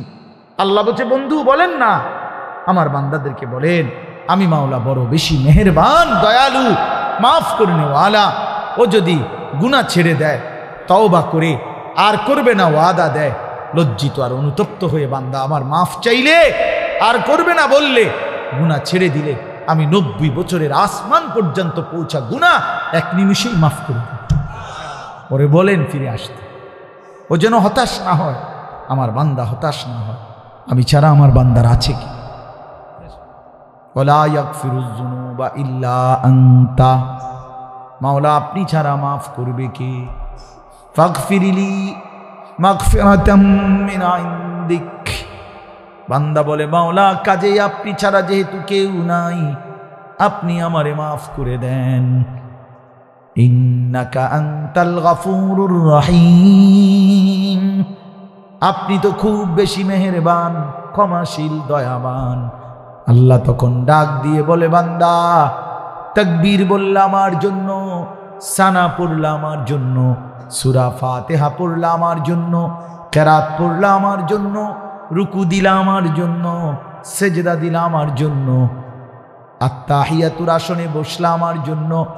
এত কিছু আমি আল্লাহর জন্য করে আমি যদি তোমারে মাফ না করি বান্দা কেমন হয়? তোরে মাফ করব না তো কাকে করব বান্দা? চল বান্দা, আমি আল্লাহ তোকে মাফ করে দিলাম। ওয়াল্লাযীনা ইযা ফাআলু ফাহিশাতান আও যালামু আনফুসাহুম যাকারুল্লাহ ফাস্তাগফিরু লিযুনুবিহিম ওয়া মান ইয়াগফিরুদ যুনুবা ইল্লাল্লাহ। আল্লাহ বলে, বান্দা জুলুম যত বেশি হোক, নাফরমানি যত বেশি হোক না কেন, কাউকে কিছু না বলে আমি আল্লাহকে মনে করো। কাকে? রাত গভীরে এক ফোঁটা চোখের পানি ফেলে দাও, পেছনের জিন্দিগির গুনার থেকে মাফ চাও। আল্লাহর নবীকে আল্লাহ বলছেন বন্ধু, নবী সাল্লাল্লাহু আলাইহি সাল্লামকে আল্লাহ একদিন বলছে, বন্ধু 90 বছরের কোনো বুড়া যদি কোনো এক রাত গভীরে আমি আল্লাহর কাছে এসে বলে, মাওলা আমার জওয়ানি খতম হয়ে গেছে, আমি আর ঠিক মতো চোখে দেখি না, আমি আর ঠিক মতো হাঁটতেও পারি না, আমার শরীরের সেই যৌবন নাই, পকেটেও আর টাকা নাই, সমাজেও ক্ষমতা নাই, ঘরেও আর কদর নাই, যেহেতু আমার কিছুই নাই, সব হারিয়ে রাত গভীরে গুনাহ ছেড়ে দিয়ে তওবা করে মাওলা আপনার কাছে ফিরে আসলাম, বলতে যদিও লজ্জা হয় তবুও মাফ চাইব কার কাছে বলেন? আপনি ছাড়া আছে কে? এমন বলে যদি কোনো বান্দা আল্লাহর কাছে মাফ চায়, আল্লাহ নবীকে বলছে, বন্ধু এমন বৃদ্ধ অসহায় বান্দাকেও আমি আল্লাহ ওয়াদা দিলাম মাফ করে দেব। ওরে বইলেন আসতে, কিন্তু মিথ্যা সাথে নিয়ে না, গুনাহ সাথে নিয়ে তওবা করলে হবে না, ছেড়ে দিয়ে তওবা করতে হবে, ছেড়ে দিয়ে আল্লাহ তৌফিক দান করে। তাহলে 1 নাম্বার বান্দা জান্নাতের নিয়ামত দেখবে। 2 নাম্বার জাহান্নামীরা যে আযাবের মধ্যে আছে, এই জান্নাতের সিংহাসনের মধ্যে বসে এই জান্নাতি বান্দা জাহান্নামের দৃশ্য, আযাবের দৃশ্যগুলো দেখবে আর লাফ দিয়ে উঠবে, হায় আল্লাহ আপনি যদি দয়া না করতেন তো আমিও তো তাদের মধ্যেই থাকতাম। ওয়ালাউলা নি'মাতু রাব্বি লাকুনতু মিনাল মুহদারিন, যদি আল্লাহ দয়া না হতো তাইলে আমিও তো পড়ে যেতাম। এই দ্বিতীয়, এটা সিংহাসনে বসে জাহান্নামের দৃশ্য দেখ। 3 নাম্বার, আল্লাহু আকবার, না 3 নাম্বার কইতাম, 3 নাম্বার হলো জান্নাতি বান্দা জান্নাতের সিংহাসনে বসে মহান আল্লাহ পাককে দেখতে থাকবে। আলাল আরাইকি ইয়ানদুরুন, আসমান উপর, আরে উপরের দিকে তাকাবে আর মহান মাওলাকে দেখবে। 70,000 বছর এক নজরেই তাকিয়ে থাকবে। জান্নাতের হুরেরা টানবে, বন্ধু এদিকে ফিরেন, কতদিন হয় আমাদেরকে তো ভুলে গেলেন। জান্নাতি বলবে, মহান আল্লাহর রুয়াত, মহান আল্লাহর দিদারের সামনে তোমরা তো কিছুই না। ইলা রাব্বিহা নাযিরাহ তারিফু ফি বুজুহিহিম নাদরাতান নাঈম। আল্লাহ বলেন আমার জান্নাতি বান্দার চেহারা সমূহের মধ্যে দেখবেন, নবীকে বলছেন একেবারে স্বাচ্ছন্দ্য, সজীবতা, আনন্দ, ফুর্তি, কোনো ক্লান্তি, কোনো অবসন্ন, বিষাদ, পেরেশানি, অস্থিরতা কিচ্ছু নাই, একদম তেলতিল, মানে একদম সুখে ভরা, আনন্দে ভরা, পেরেশানি মুক্ত এক প্রশান্ত চেহারা, হাস্যোজ্জ্বল চেহারা আমার বান্দার চেহারার মধ্যে দেখতে পাবেন। ইউসকাউনা মির রাহিকিম মাখতুম। এবার আল্লাহ বলেন আমার জান্নাতি বান্দাকে শরাব পান করানো হবে। কি পান করানো হবে? জান্নাতি মদ, জান্নাতি শরাব পান করানো হবে। আল্লাহ তাআলা বলেন জান্নাতের উত্তম পানীয় রাহিক, শরাব পান করানো হবে, তবে সেটা কেমন? মখতুম। এটা আমি এমনি বুঝাই আগে, তাইলে বুঝতে সুবিধা হবে। এই এক বোতল পানি, মনে করেন এই পানিটা আমিও কুদ্দুর খাইলাম, এই মকবুল ভাইও কুদ্দুর খাইলো, ইলিয়াসও কতটুকু খাইলো, তিনজনে মিললে আমরা পানিটা শেষ করলাম। এইটা জান্নাতে এরকম এক বোতল শরাব দিলে মনে করেন তিনজন জান্নাতি মিল্লা খাইবে। আল্লাহ বলেন না, এটা এমন হগিরা জান্নাতি না, না বান্দা, এটা জান্নাত, এটা জান্নাত, এটা জান্নাত। ইউসকাউনা মির রাহিকিন মখতুম, মানে হলো প্রতিটা বোতল, প্রতিটা গ্লাস আলাদা আলাদা ঢাকা, ইনটেক করা, একদম আটকানো, মোহর মারা। অর্থাৎ প্রত্যেকটা বান্দা প্রতিবার শরাব পান করবে আলাদা আলাদা, একদম মোহরাঙ্কিত, সিল মারা, দাগ লাগানো, একদম স্টেপলার মারার মতো। অর্থাৎ আমার বান্দা নতুন নতুন শরাব আলাদা আলাদা পান করবে। তিনজনে মিললে একটা, চারজনে মিললে একটা, প্রতিটাই ইনটেক, প্রতিটাই মোহর মারা। খিতামুহু মিস্ক। এবার আল্লাহ বলেন প্রতিটা বোতলের মুখ যখন, মানে প্রতিটা গ্লাস শরাবের, প্রতিটা পাত্র পানীয় যখন মুখ এই মোহরাঙ্কিত সিল লাগানো, এটা যখন নাড়াবে, খুলবে, তো সেটা থেকে মিস্কের ঘ্রাণ বের হবে। ওয়াফি যালিকা, এই শেষ কথা হলো ওয়াফি যালিকা ফালিয়াতানাফাসিল মুতানাফিসুন। আল্লাহ তাআলা বলে বান্দা তাহলেই বলো, ভাবো, এমন সুন্দর, এমন মজাদার, এমন আনন্দদায়ক, আরামদায়ক জান্নাতের জন্য তোমাদের নিজেদের প্রতিযোগিতা করা উচিত। কি করা উচিত বলেন না, কি করা উচিত? এইটাই শেষ কথা আজকে। ফালিয়াতানাফাসিল মুতানাফিসুন, কোন কাঙ্ক্ষিত বস্তুর জন্য প্রতিযোগিতা করা। তো আল্লাহ তাআলা বুঝাইছে, বান্দা যদি নিজেদের মধ্যে প্রতিযোগিতাই করতে চাও তো জান্নাতের জন্য করো। হুদা একটা সুন্দর কথা মনে রাখেন, আমি বলি শেষ কথাটা, দুনিয়া এমন একটা জিনিস, এটা যদি যত কষ্ট করে কারাকারি কইরা প্রতিযোগিতা কইরা যে যত বেশি দুনিয়ায় আগাইলেন, তো মনে রাখবেন যিনি ফার্স্ট হইলেন, যিনি লাস্ট হইলেন, ফার্স্টওয়ালাও থাকবে না, লাস্টওয়ালাও থাকবে। তো লাভ হইল, বুঝেন নাই কথাটা? 100 কোটি টাকার মালিক, এবারটা তো মাশাআল্লাহ দুনিয়া ভালোই কামাইছে, এবারটা তো কমপক্ষে 200-300 বছর থাকার কথা, উনিও থাকবে না। জীর্ণ কুটিরের ফকির, সেও থাকবে। তো লাভ হইল কি? কিত্তামারও তো এত কামড়াকামড়ি করলাম। আমি অনেক সময় বলি 10 আইটেমের গোস্ত দিয়া খাইতে বসছে, এবারটাও কদ্দুর পরে কয় পেট ভরে গেছে। আর আলুর ভর্তার ডাল নিয়ে খাইতে বসছে, এমনিও কদ্দুর পরে কয় পেট ভরে গেছে। তো পেট তো ভরেই গেল, মাকসাদ ছিল পেট ভরা, তো পেটে যেহেতু ভরে গেল, তো আর এতটি খাবারের কি দরকার ছিল? কথা বুঝেন না? কাজেই সহজ হিসাব হইল, দুনিয়া তো প্রথম যিনি ফার্স্ট হইল প্রতিযোগিতায়, দুনিয়ার প্রতিযোগিতা, সেও তো কবরে চলে যাবে। যিনি লাস্ট হইল তিনিও তো কবরে চলে যাবে, কিনা বলেন? তো লাভ হইল কি? তাই লাভ হইল কি? দুনিয়া তো কোটিপতির জন্য থাকবে না, দুনিয়া তো ফকিরের জন্য থাকবে। থাকবে কি বলেন? হাসলেও মরে যাবেন, কাঁদলেও মরে যাবেন, সুখে থাকলেও মরে যাবেন, দুঃখে থাকলেও মরে যাবেন। অতএব দয়া করে ভাইয়া, দয়া করে বন্ধু, মেহেরবানি করে চলেন। আজকের থেকে আমরা এই আয়াতের শেষ কথা, লিমিসলি হাদা ফালিয়ামালিল আমিলুন, আরেক আয়াতে আছে আল্লাহ বলেন, অতএব তোমাদের নিজেরা ভীষণ আমল করা উচিত জান্নাতের নিয়ামত অর্জনের জন্য। এখানেও আল্লাহ বলছে প্রতিযোগিতা করা। কিসের জন্য বলেন না? কিসের জন্য? প্রতিযোগিতা, জান্নাতের জন্য। এক সাহাবীকে বদরের যুদ্ধে নবী বলছে, আসো জান দাও সাহাবীরা, জান্নাত নাও। এক সাহাবীর হাতে 4টা খেজুর ছিল। ওই সাহাবী বলছে, ইয়া রাসূলুল্লাহ, আমি যদি এখন শহীদ হই আমি কি জান্নাতে যাব? নবীজি বললেন, নিশ্চিত জান্নাতে যাইবা, আল্লাহর কসম আমরা কিতাবে পড়ছি। ওই সাহাবী হাতের 4টা খেজুর, ক্ষুধার্ত ছিলেন, মাত্র খাইতে নিছিলেন, ক্ষুধার্ত। উনি বলছে, ইয়া রাসূলুল্লাহ, তাহলে 4টা খেজুর খাইতে যেটুকু সময় দেরি হবে, জান্নাতে এটুকু দেরিতে কেন যাব? এখনই যাব, এখনই যেতে চাই। এই জন্য 4টা খেজুর আরেকজনের হাতে দিয়া যুদ্ধের ময়দানে ঢুকে গেছে, যুদ্ধ করে শহীদ হয়ে জান্নাতেই চলে গেছে। প্রতিযোগিতা করো কিসের জন্য? জান্নাতের জন্য। জান্নাতের জন্য। দুনিয়া যতই কষ্ট করেন থাকতেন তো না, তো লাভ হইল কি ভাইয়া? মেহনত তো করিলেন, কি থাকবেন তো না?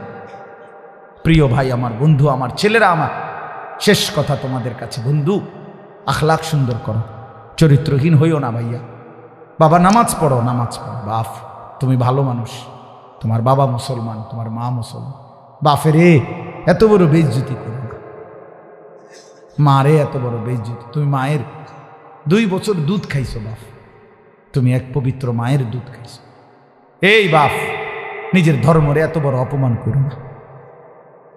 এক এক ওয়াক্ত যাদের নামাজ ছুটে যায়, তুমি যেন তোমার রাসূলকে অপমান করো না, তুমি যেন তোমার আল্লাহকে বিদ্রুপ করো। এই মালিক, আপনি ফরজ করছেন, আমি পড়লাম না, কি হলো? হে নবী, আপনি এত গুরুত্ব দিলেন, আমি পড়লাম না, তো কাকে বিদ্রুপ করলাম? আল্লাহকে এভাবে অপমান করতে নাই, রাসূল সাল্লাল্লাহু আলাইহি সাল্লামকে এভাবে লজ্জা দিতে নাই। এজন্য আমরা সবাই ইনশাআল্লাহ নামাজ পড়বো তো ইনশাআল্লাহ। ছেলেরা বলো ভাইয়া, নওজোয়ান ছেলে তোমরা বলো ভাই, আল্লাহ তোমাদেরকে তৌফিক দান করো, তোমরা হিম্মত করো। আগামীর পৃথিবী নওজোয়ানদের জন্য ইনশাআল্লাহ, আগামীর পৃথিবী ইসলামের, সারা পৃথিবীতে মজলুমের বিজয়। হ্যাঁ হ্যাঁ, বাস্তব, সারা পৃথিবীতে, সারা পৃথিবীর দৃশ্যপট খুব দ্রুত বদলাইতেছে। দুনিয়া শুধু এখন আর বাংলাদেশ লইয়ে চিন্তা করলে হবে না, সারা পৃথিবী একসাথে গ্লোবালাইজেশন এর যুগে ভাবতে হবে। সারা পৃথিবী ইনশাআল্লাহ মজলুমের বিজয়, ইমানদারের বিজয়। হ্যাঁ, সিরিয়ার বিজয় প্রমাণ করছে বিজয় খুব দ্রুত ইমানদারের পক্ষে। আলহামদুলিল্লাহ। 54 বছরের স্বৈর শাসক, জালেম, ফ্যাসিস্ট সিরিয়া, ইসলামের ইতিহাসের সবচেয়ে গুরুত্বপূর্ণ দেশের একটা দেশ, শাম, সিরিয়া। সেখানে ওই হাদিস, যেই হাদিসে বলছে দাইয়ুসের জন্য জান্নাত হারাম, ওটাতে নিজেই ব্যাখ্যা করে দিছে, ওয়াদ-দাইয়ুস আল্লাযী ইউকিররু আহলাহু আল-খুবুস। এটা হাদিসের শব্দ, নবীজি বলছে যে তার পরিবারের সদস্যদের জন্য, স্ত্রী সন্তানের জন্য নাফরমানি, অশ্লীলতা, বেহায়াপনা, অসভ্যতা, গুনাহকে মেনে নিচ্ছে। আমার বউ বাচ্চা টেলিভিশন দেখুক, আমি মেনে নিই, বিল আমি দেব। বিল কি বাচ্চা দেয়? তো হেবড়াই তো দেয়, তাহলে বিল আমি দেব, টাকা আমি দেব, ডিস্টার্ব হইলে আমি ঠিক করাবো, মিস্ত্রি লাগলে আমি আনাবো, যা দরকার বসার চেয়ার আমি ব্যবস্থা করে দিলাম, সব কিছু। তাহলে এই নাফরমান তার পরিবারের সদস্যদের জন্য আল্লাহর নাফরমানি, অশ্লীলতা, বেহায়াপনা, নাচ গান, নর্তকীর ছবি, উলঙ্গ দৃশ্য দেখার বন্দোবস্ত করে দিল না? কথা বলেন না কেন? এই জন্য দাইয়ুস, এই পুরুষ, ওর জন্য জান্নাত হারাম। হ্যাঁ, জান্নাত মামুর বাড়ি না, বন খাইতে খাইতে যাবেন গা, না না, জান্নাত এমনি 2টা রুম আর একটা বারিন্দা, এই কদ্দুর না, এত সস্তা, তো খামখেয়ালি না বিষয়টা ভাব। এজন্য এটা মনে রাখবেন, আপনি কষ্ট নিয়েন না ভাই, হয়তো আপনার ভুল হয়েছে আজকে, কিন্তু আপনার কারণে হয়তো আরেকজন শিখছে। তো এই জন্য বললাম এটা জরুরি বিষয়। নিজ হাতে, সন্তানের হাতে কেমনে নাফরমানির সামান তুলে দিবে? এটা তো হতেই পারে না। কোন আত্মমর্যাদা সম্পূর্ণ স্বামী স্ত্রীর বেপর্দা মেনে নিতে পারে না। এই জন্য একদম সাফ কথা মনে রাখবে, যার মেয়ে, যার স্ত্রী বেপর্দা, ওই পুরুষ বেগায়রত, তার আত্মসম্মান নেই, আত্মমর্যাদা, প্রেস্টিজ যেটা, এটা নাই। হ্যাঁ, এটা এক ধরনের ফ্যালাস্টিক, এক ধরনের প্লাস্টিক মার্কা মানুষ। এই যার ওই বাবারও আত্মমর্যাদা নাই, যার মেয়ে বেপর্দা, যার স্ত্রী বেপর্দা, ওই পুরুষ, ওই স্বামী বেগায়রত, তার আত্মসম্মান নাই, আত্মমর্যাদা নাই। এবার প্রমাণ বলি, হাদিস বলি। রাসূলুল্লাহ সাল্লাল্লাহু আলাইহি সাল্লামের সাহাবী হযরত সাদ ইবনে মুআজ রাদিয়াল্লাহু তাআলা আনহু, সাদ ওনার নাম, ওই যে ভাই বয়ান করলো সাদ। তো এই সাহাবী একদিন নবীজিকে বললেন, ইয়া রাসূলুল্লাহ সাল্লাল্লাহু আলাইহি ওয়াসাল্লাম, আমি যদি কখনো দেখি 1 মিনিটের জন্য আমার স্ত্রী কোনো ভিন পুরুষের সাথে কথা বলতেছে, তো উনি বলছে আল্লাহর কসম রাসূল, আমি আমার তরবারিটা বের করে একটা কোপে তার গর্দান আলাদা করে ফেলব। তো উপস্থিত সাহাবী যারা এই কথাটা শুনছে, ওনারা তখন জোরে আওয়াজ করে বলে উঠছে আল্লাহু আকবার। মানে এই কথাইটা বলছে আর কি, কারা? সাহাবীরা। তখন নবীজি সাল্লাল্লাহু আলাইহি সাল্লাম বললেন আতাজাবুনা মিন গায়রাতি সাদ, তোমরা সাদের গায়রত আত্মসম্মান দেখে অবাক হলা? আল্লাহি আনা আগিয়ারু মিন, আল্লাহর কসম আমি রাসূল তার চাইতে বেশি গায়রতওয়ালা, আমি এর চাইতে বেশি আত্মসম্মানওয়ালা। ওয়াল্লাহু আগিয়ারু মিন্নি, আর আল্লাহ আমার চাইতে বেশি গায়রত।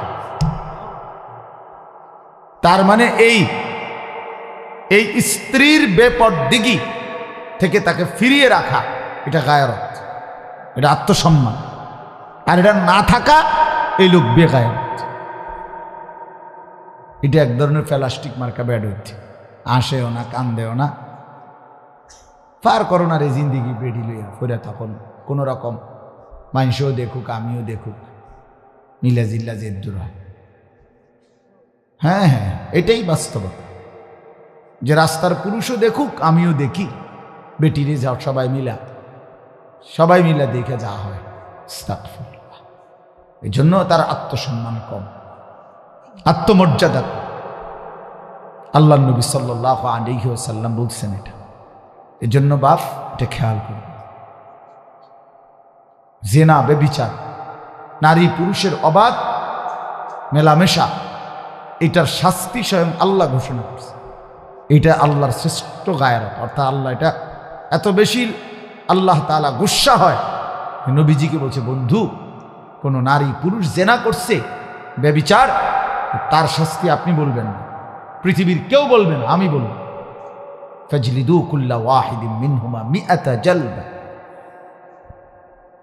এই পুরুষ আর নারী অবিবাহিত হলে উভয়কে 100 চামড়ার দিয়ে বেত্রাঘাত, যেন চামড়ায় দাগ করে চামড়ায় যেন আঘাত পায়, এরকম বেত্রাঘাত করে। ওয়ালা তাখুযকুম বিহিমা রাফাতুন ফি দীনিল্লাহ। এবং বলে দিয়েছে সাবধান, আল্লাহর বিধান কার্যকর করতে গিয়ে কারো কলিজার মধ্যে যেন কোনো মায়া না আসে। সরাসরি কোরআনের আয়াত। ওয়ালিয়াশহাদ আযাবাহুমা তাঈফাতুম মিনাল মুমিনিন। এবং এই ছেলে মেয়েকে দৌড়া মারবে যে আঘাত, 100 বেত্রাঘাত, সেটা যেন অসংখ্য মানুষের উপস্থিতিতে মারা হয়।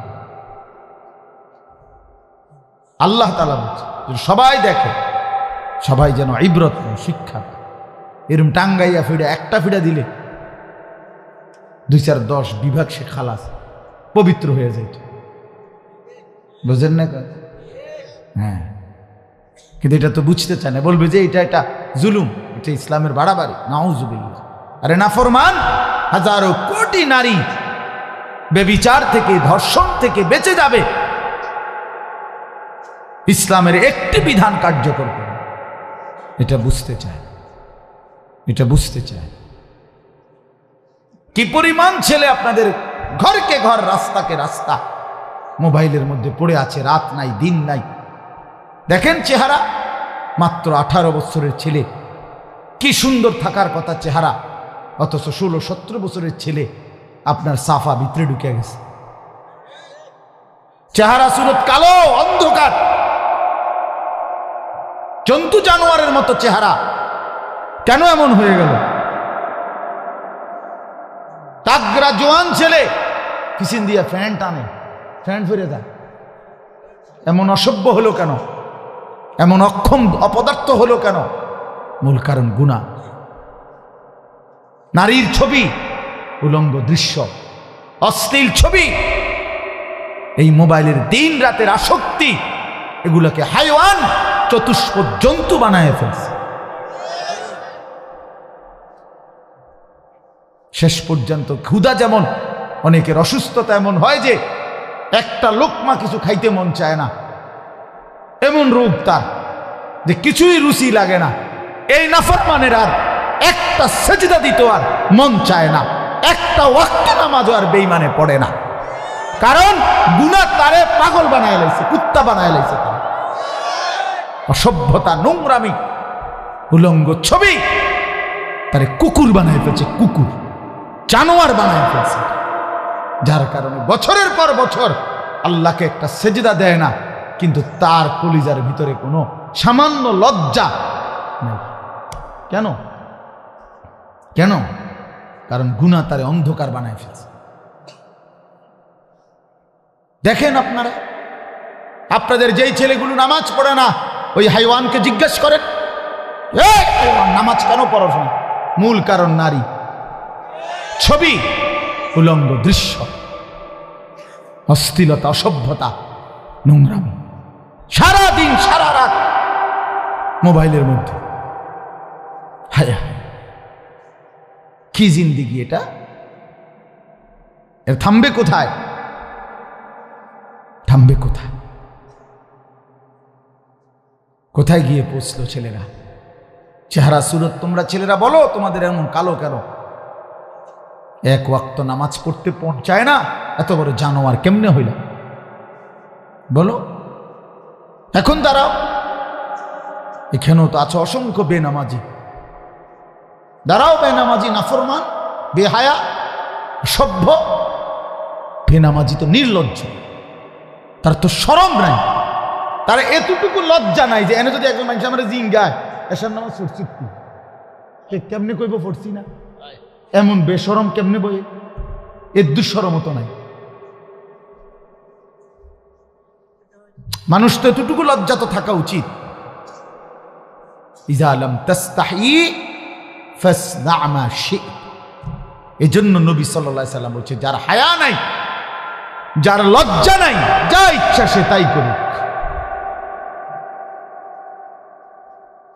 যে নারী বেপর্দা, মনে রেখে দেখবেন, বেপর্দা মহিলা এ বেডির আর যেতে এবার শরমে নাই, এবারে বুড়া বেড়া চায় না, জোয়ান বেড়া চায়, বেডির কোনো অসুবিধা নেই। বুঝত না হিসাবটা? কারণটা কি? হেওটা তো শরমে নাই, বেডির তোর শরমে নাই, এবার বুড়া চাইলে কি আর জোয়ানে চাইলে কি? ফাসনা মা শি'তা। আল্লাহ নবী সাল্লাল্লাহু আলাইহি ওয়াসাল্লাম বলছে, যা মন চায় তাই। ছেড়ে দিছে তাকে, যা না ফরমান, তোর যেহেতু শরমে নাই, আমি নবী জানি না বেটা তোর নিয়া, তোর যেটা মন চায় তুই সেটা কর, আমি চিনি না তোকে। হ্যাঁ, আমরা কিতাবে পড়ছি, পূর্ব জমানার এক বাজারের ছেলে বখাটে ছিল, এই একটা হাদিস শুনে উনি বদলায় গেছে, বদলাইয়া ওই জামানার সর্বশ্রেষ্ঠ মুহাদ্দিস হয়েছে। এই কথাইটা বলছিল একদিন এক হুজুর তারে, যে বাবা একটা হাদিস শোনো, নবী বলছে যার লজ্জা নাই সে যা ইচ্ছা তাই করো। তখন ওই যুবক মুহাম্মদ ইবনে মাসলামা আল কানাবি, তিনি তখন বাজারে সন্ত্রাসী ছিলেন, তিনি বসে গেছে। বন্ধুরা তারে বলতেছে, ওস্তাদ যাবেন না, উঠবেন না? উনি বলছে, হাই বন্ধুরা, তোরা তো জানো না, আল্লাহ নবী সাল্লাল্লাহু আলাইহি সাল্লাম এই হাদিস তো আমারে বলছে, নবী তো আমারে বলছে রে, আমার তো কোনো শরম নাই, আমার তো কোনো লজ্জা নাই, হায়া নাই, আমি যখন যা মন চাই তাই করি, মানুষের উপরে জোর জুলুম, অত্যাচার, অবিচার, অন্যায়, অশ্লীলতা, বেহায়াপনা, অসভ্যতা, যা মন চাই তাই করি। আহা, নবী তো এই কথা আমারে বলছে রে। এই কথা বলে সে বলছে, বন্ধুরা যা, তোরা সর, আমি ছেড়ে দিলাম আমার এই অন্ধকার জীবন। এরপরে এই মুহাদ্দিস, যিনি তাকে ওই হাদিসটা বলছে, ইমাম শুবা, ওনার কাছে গিয়া, ওনার ছাত্র হইয়া ওনার কাছ থেকে ইলম শিখছে, ওই জমানার শ্রেষ্ঠ মুহাদ্দিস হয়েছে এই ছেলেটা।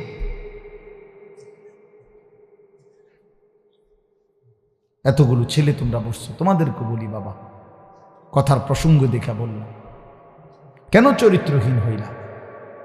এক ওয়াক্ত নামাজে পড়তে মন চায় না, তুমি মানুষের বাচ্চা, তুমি মানুষের বাচ্চা, তুমি মুসলমানের বাচ্চা। মানুষ এত বড় হাইওয়ান কিভাবে হয় বেটা? কোন লজ্জায় লিখছো তোমার ধর্ম ইসলাম? বেশরম, শরম লাগে না?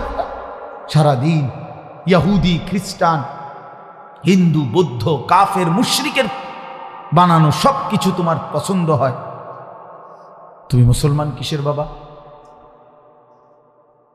কেমনে তুমি পরিচয় দিবা মুসলমান? কিভাবে বলবা বলো ভাই?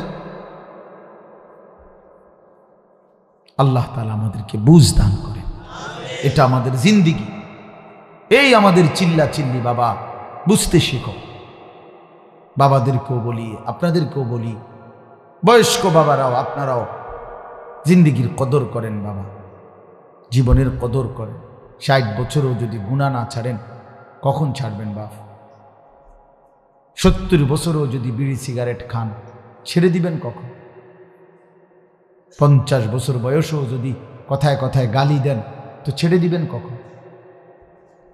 60 বছর বয়সেও যদি চা দোকানে টেলিভিশন দেখেন তো ছেড়ে দিবেন কখন বাবা? আখিরাত মনে পড়বে কোন দিন?